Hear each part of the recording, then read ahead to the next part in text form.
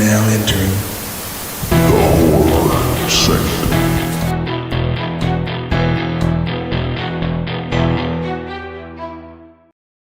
Hello, and welcome back to the Horror Sanctum podcast. I'm Jay with John, Kellen, and TJ. And today we're talking about the 2000 sci-fi horror flick, The Cell, directed by Tarzim Singh, starring Jennifer Lopez, Vince Vaughn, and Vincent D'Onofrio. If you're unfamiliar, an FBI agent persuades a social worker who is adept in a new experimental technology to enter the mind of a comatose serial killer in order to learn where he has hidden his latest kidnap victim. Yeah, 2020's The Cell, an hour and 47 minutes of all kinds of J-Lo. We'll get back to her in a minute. If you haven't seen this movie, I'm just gonna read the cast real quick. Jennifer Lopez, Vincent D'Onofrio, Vince Vaughn, Jake Weber, yes, you do know who he is. Dylan Baker, yes, you've seen him in something. James Gammon, you've also seen him in something. Which one's Th- Lou Brown or Lou from Major League? That's James Gammon, I think. He's the haggard older guy who plays a Mhm. weird character in this. It doesn't fit with what you normally see him in.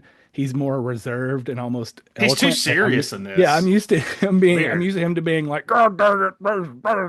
It's like saying Leslie Um, Nielsen in Creepshow. It's just weird, you know? It's weird.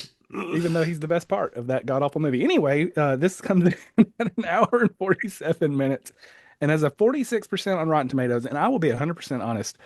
I saw this movie probably a year after it came out.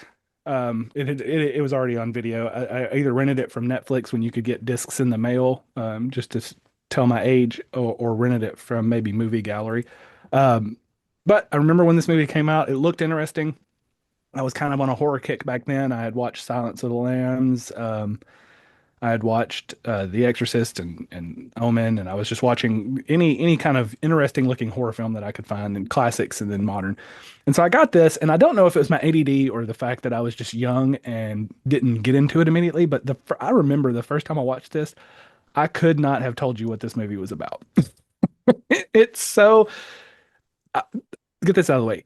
Visually, it's a beautiful movie, especially the mind scenes. Where this movie fails for me is I feel like this was sold to the actors that were in it as the next Silence of the Lambs, as The Matrix meets Silence of the Lambs. The Matrix was 1999, I think. Um, that was kind of a mind-bending movie. That's my This first note is sci-fi Silence of the Lambs. Or Silence there of the you go. Lambs, but make it sci-fi. Because that's the vibe I got then. That's the vibe I got this week I rewatching. I was gonna say it was Silence of the Lambs meets Eternal Sunshine of the Spotless Mind. If they didn't do as good a job with Eternal Sunshine on the Spot, because Right, that right. movie for me is close to 5 stars. That Same. you can argue your own personal list. That's a top five That for me. movie's Yeah. close to perfect. And Jim Carrey, shame he never won any major awards because he definitely when he actually tries to act, he you can put him up there against anybody. He's fantastic. Anyway, digress. Um, you know who's not a great actor? J Lo. So before I get into this, I'm gonna go on my J Lo rant that happens anytime J Lo gets mentioned. And why is she famous? Why Because is she she's hot. famous? Because she's No, hot. no, there are way Wow. hotter girls, and she doesn't even have that great of a total body. She has a big butt and normal legs and normal everything else and a normal face. There's Sold. nothing special about her. So Well, we're no. canceled now.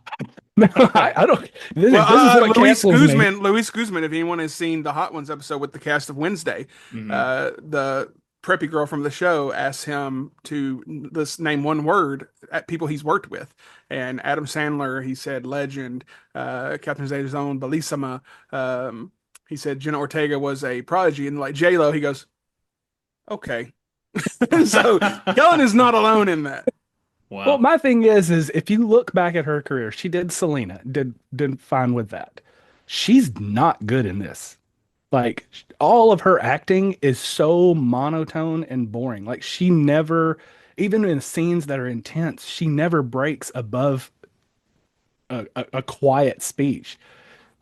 She's just so flat, which is sad because she's surrounded by incredible actors. Um, Vince Vaughn, he's one of those that's up and down. I think it depends on the role and how invested he is. Sometimes he can be a A-list phenomenal actor, and then other times it's like, uh, phone that one in there, didn't you, Vince? But I cannot, for the life of me, understand how J-Lo is famous. She's not a great actress. She's not a great singer. She was a fly girl on In Living Color. How is that the jumping board? I don't know of any other fly girls that became super famous. So for me, this movie misses because they put in the worst possible person to be the lead in an intense thriller. I don't think J-Lo can carry a movie like that. I think she's good in supporting roles where they don't require her to be the emotional pull for the movie. You don't have to be a great actor to be the sidekick to the great actor. They can kind of uplift your performance. Um, is it Along Came Polly with Philip Seymour Hoffman, where he's like the best friend of Ben Stiller? I think so. Yeah. His acting in that movie elevates Ben Stiller, and Ben Stiller's not a terrible actor, but any scene that Philip Seymour Hoffman's in is instantly elevated. They couldn't lift J Lo up. Maybe it was because of her big fat ass. I don't know. But I cannot understand why she's famous, and it's the same thing I have with Neil Young. Why is Neil Young famous? He can't sing. He's an okay writer. He a very bland musician. I don't get it. Anyway, I digress. Back to The Cell. The problem with this movie for me is they went too extreme in the trying to be um, mind bending, or however you want to say it. Some of the scenes with Vincent D'Onofrio are off putting just because they're making him act kind of like a baby in a man's body. And it's just some weird choices. And they're trying to be creepy in the moment. And they're doing big things with the set design and the audio and the costume design. And I think the problem is if you're trying to be a Silence of the Lambs kind of movie, even if you want to be like, what is it, Beyond the Black Rainbow, where it was very visual, even if you want to try to bring that aspect in, you have to keep the story in the forefront. Mhm. You have to keep the story in the forefront. You have to have great acting to convey that emotion. And that's where Silence of the Lambs knocks it out of the park. The acting's phenomenal and the story stays in the forefront, even with the weird visuals. So this, even this time, now that I understand understood what the movie was about, watching it the second time, it just feels flat. And that's not to say that this movie isn't a good movie. I don't know how else to put it. It's not a bad movie. It's just it doesn't work for me. And that's a where this is a personal opinion kind of thing. It just doesn't get me there from a viewer standpoint. Um, and again, I can't pinpoint specifically the things other than J-Lo sucks at acting and the movie went too big with the weirdness. But other than that, I mean, it's a fine watch. I mean, I think 46% of Rotten Tomatoes is fair. I don't think that it deserves much more than that. I could be in the minority. You all three could love this movie and consider it a classic. Just for me, if I never saw it again, it wouldn't affect anything to my day-to-day living. So yeah, that's my thoughts. I didn't mind it really. Oh, I mean, okay. Let me rewind that. I didn't mind J-Lo really. I think that's what I meant to say. I was surprised by that. I always thought J-Lo is a better actor than a singer.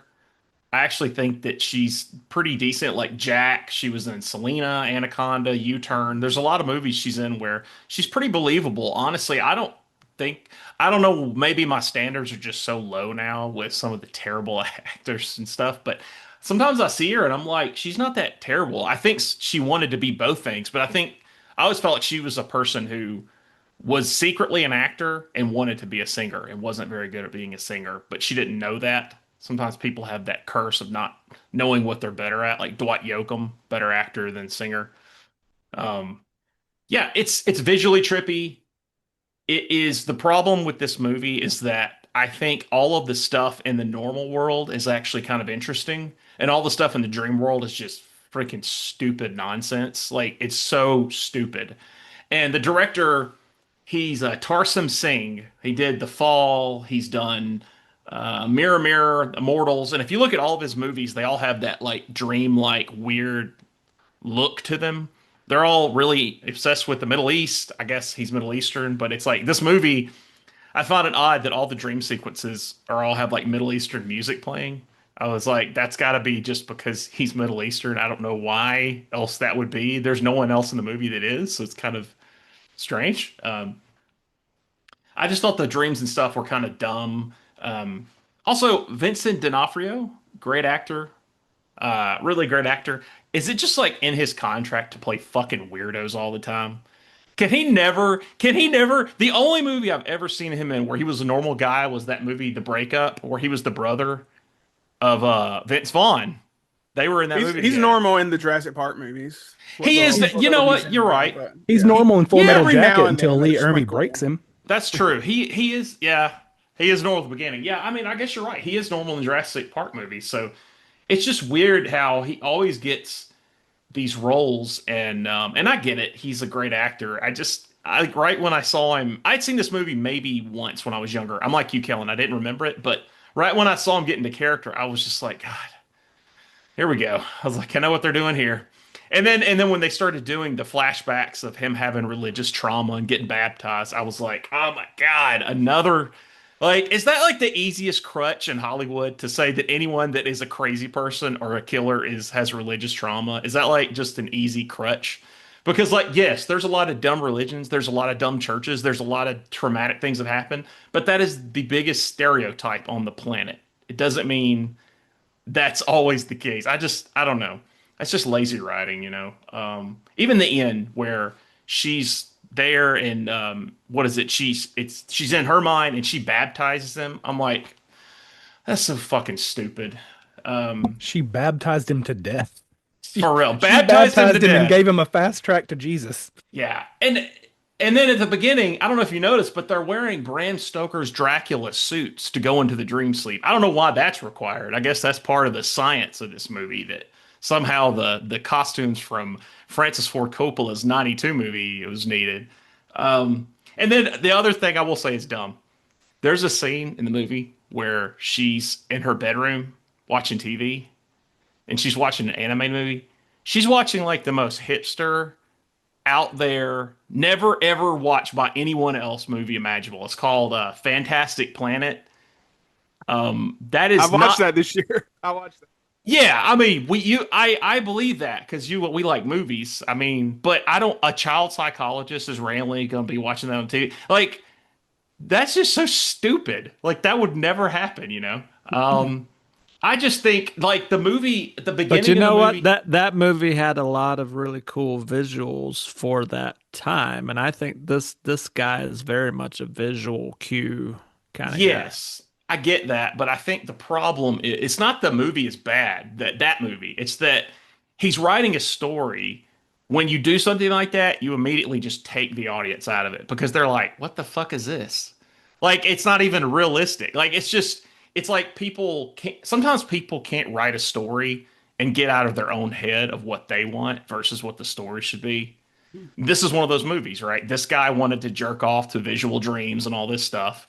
And he's got the beginning of the movie and the end of the movie, which are kind of interesting. And then this dream stuff just doesn't work. So I'll stop ranting. For me, it's just middle of the road. Like I don't ever want to watch it again, but I think it's a tale of two different movies, and one of them just sucks so bad it overpowers the other. So Well, I don't disagree with the things that have been said thus far. I will say I was always highly impressed with the visual style and some of the art direction, costuming. Like this guy started as a music video director, and to piggyback on, I mean, it's very obvious to me that was the case. Kind of like a Spike Jones kind of wannabe, but not as good, or a Michelle Gondry or something like that. But didn't have as much of an eye for actual storytelling, except through the visuals. Um, to piggyback on something John said about this guy really hating religion, well, he did direct the music video for REM, Losing My Religion. So maybe he does have a little thing there. I don't know. Um, the thing I think this guy did that is worth watching, and again, is just for the visuals, is a movie he did 6 years later in 2006 called The Fall. And that's a much better movie. That movie reminds me a little bit more of Big Fish in some ways, not as good, but visually and just the concept is basically this guy that's in a hospital like in the 1920s is telling this little girl fairy tales basically to make her feel better, and it's very elaborate. I don't remember exactly how that movie wraps up because similar to this movie, it's like it's not very memorable in the narrative or the acting really, except for Vincent D'Onofrio. I think Vincent D'Onofrio steals pretty much every scene he's in this movie. And when he's in heavy character actor, I'm just gonna be this guy mode. I think he's as good as they come, and playing like particularly really strange characters. I remember when this come out, it reminded me of because it was the only other reference or cue I'd ever seen this happen, and where somebody likes to stick the the rings in their skin and suspend from the rings. Like the only time I'd seen that other than Hellraiser, was Strangeland with Strangeland, D. yeah. Snyder. So it reminded me a lot of that guy. I think Vincent D'Onofrio, dream version of Vincent D'Onofrio, like demon version, is a little more visually interesting than D. Snyder with just a bunch of piercings. But yeah, I mean, it's J Lo's acting isn't great, and it's not great in anything except, well, it's not great in anything. Let's be honest. But uh, it's she's someone who's made for doing like she's a solid female lead in romantic comedies. Like she was good in Marry Me a few years back with Owen Wilson. Uh, she did one years ago back with Ben Affleck. I think that's where they first met, maybe. I mean, it's all right. That's kind of her thing. But when she's best is when she's playing someone who's kind of like J-Lo, like a middle of the road pop star dancer person who does something like Selena. That's probably her best acting role. Um, but in Marry Me, she basically played a pop star too. So I think when she can focus in on those aspects of herself and bring those into acting roles, somehow it makes me think she's acting better. I don't think she's as bad as maybe Kellen thinks, but I can understand where if you put someone like a Jodie Foster from Silence of the Lambs into this role, this movie would be elevated an extra step. Um, but really, I think that this is just as we said before. This movie is all about the visuals. It's very very much stealing a lot of the narrative elements of Silence of the Lambs, trying to get into the mind of a killer. Only they took that to the nth sci-fi level, actually getting into the mind of a killer, and that's the hook of the story. And it never really penetrates that much deeper because once you get into it, it's kind of cliche. Like John said, okay, religious trauma. Okay, so he's trying to drown these girls. That's some kind of weird baptism type thing, imagery. Okay, fine. There's been other movies that have done the drowning people in the cells or whatever. Which I just learned not too long back that there was actually a Cell 2 made like 10 years later that has like a 2.8 on IMDb. So I can't imagine that's worth watching. But I mean, for the visuals and for Vincent D'Onofrio's performance, I think it's worth watching. But it's also not something I would like say you have to watch it, right? It's a decent watch. It's not earth shattering. It's not terrible. But for the visuals alone, I think it does have a few cool scenes that make it worth watching. But what do you think, Jay? Movie. We don't love it. We don't hate it. It's fine. Um, but I don't think I hate on it as much. Well, coming into this, I had an advantage, right? I knew one of us hated Jennifer Lopez with a fucking passion. I knew this. So when I suggested The Cell, I had that in the back of my head. I'm like, this is going to be fun to do a J-Lo movie. I was sitting here thinking, I wrote down, name a great J-Lo movie. Jack. Jack. Is that a J-Lo movie? Well, she's in it. Okay. That's what she's really good in her role. But anybody, but she's never she never blows my mind. I love J Lo, not for the right reasons, clearly, but I've never hated her for any reason. Mhm. And there's been times in acting I'm like, let's go with somebody better. Sure, I don't own any of her albums on vinyl or CD or anything, but I like J Lo because she's J Lo. Kellen has gone on record saying she has to be a terrible nightmare of a human being to be in a relationship with. And I agree with that. We can see that as it unfolds in real time, right? Like she's constantly in these relationships. But in our group text, someone said, I don't understand all the J-Lo hate. I second your J-Lo uh, appreciation. Uh, I don't hate her. I don't hate this movie. We were talking before we started recording about how watching it today, we see it differently than we did back then. It's definitely the sci-fi Silence of the Lambs. I think that the detective show in the movie is the best part by far. Trying to find the girl in the farmhouse in the glass full of water. That would have been a good series on its own, right? They took it to that extra level because they wanted like Silence of the Lambs. Let's do it again. Let's make one better. Well, what can we do different? Dracula suits. Okay, what else? Let's go in his head. You guys seen The Matrix, right? Like, yeah, we've seen The Matrix. Like, hey, let's do it. It doesn't really play that well. I agree with TJ. One of my biggest notes on it, I think it's visually outstanding. There are some parts that don't quite hold up today, but even the scene behind me where he's on that throne and he has those curtains attached to his back and he stands up and then they just follow him, like that was such a good scene. Vincent D'Onofrio, Chef's Kiss, he's amazing. He rarely plays normal. That's why he's amazing, I think. Um, him as Kingpin in Daredevil is fantastic. Wasn't he on Law and Order for a while? He was on Law and He Order. plays a For normal, like 10 normal- Homie years has or been something. everywhere. He has been everywhere. And I'm here for it. Like, bring more D'Onofrio characters, movies. I'm here for it.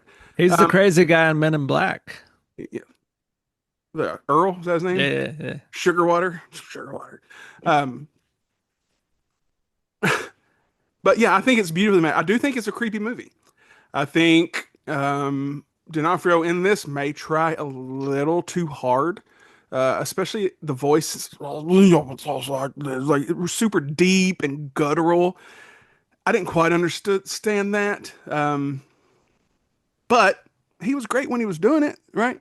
But yeah, other than that, I don't have an issue with J Lo. I apologize to the J Lo community out there who will be sending us messages and emails. Kellen is at BAUB. I never remember the number part. 869 at 869. gmail.com at me, J-Lo. I wasn't even going to give your email. I was going to give your handle on Instagram, but She needs to go back to the block. Ha. Huh.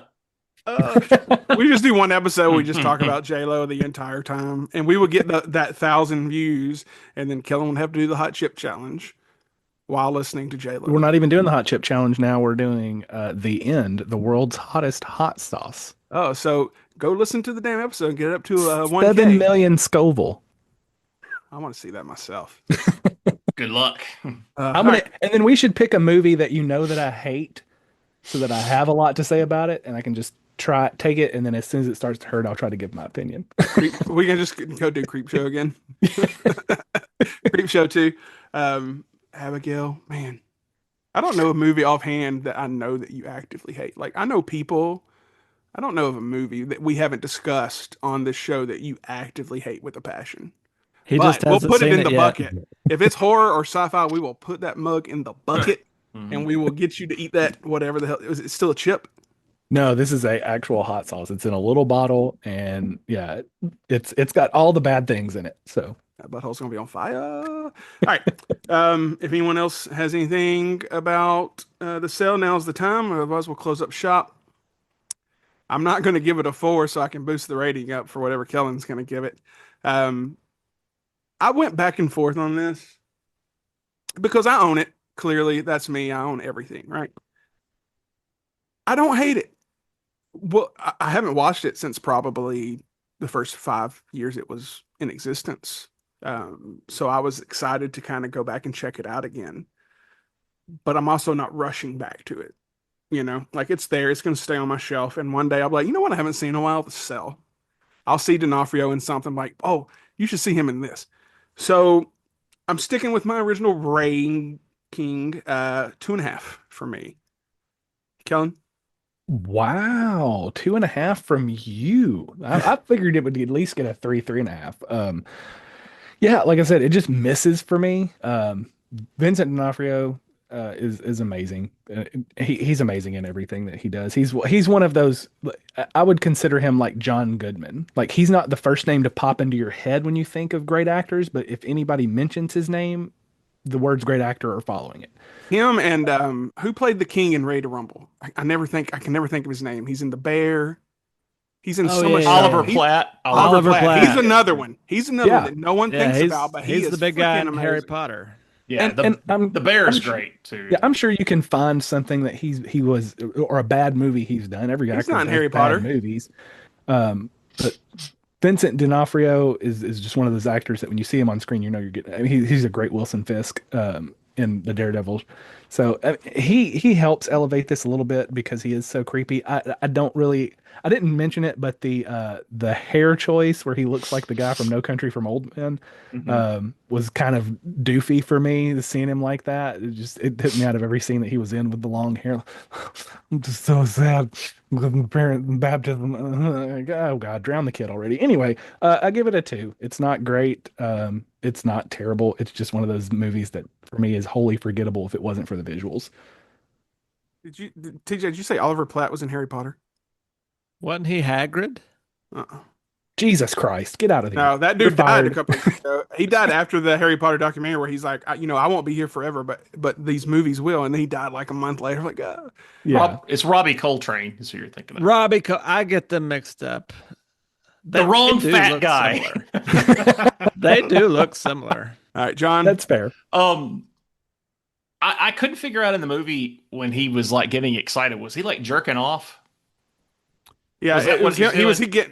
he was getting off. Yeah, Okay, it looked like he was. I'm gonna say something that's controversial, but I don't care. I feel like just it. go to a corn concert like a normal person, right? Uh, If you're gonna jerk off. right. Yeah. That was crazy. Um, J Lo in this movie is better than Jodie Foster in Silence of the Lambs. You know What? why? You know why? The Because accent? Jodie Foster's accent in Silence of the Lambs is fucking terrible. Kellen, It's is your neck terrible. okay? Is your neck Yeah. okay? You Did get you shot see up me so switch I fast. did around? say it. I did say it. J Lo in this movie is better just for that reason. I'm sticking with it. I Wow, don't like her that's music. real. I don't like her as a person. I'm not a J Lo fan, but as an actress, I'm gonna defend her. So hold on. So a bad Southern accent is worse than in the most intense part of the movie when you're freaking out is worse than JLo being like, "Oh my God, I'm so scared right now." And she's like Michael Jackson after a couple of cans of Jesus juice. She has no emotional range. Oh, I'm so scared. I don't want to go back in. Oh, I need to. Okay, I'll go back in. Like that was better than Jodie Foster. I'm gonna go with it. I'm gonna go with it. Accents are a problem on this show.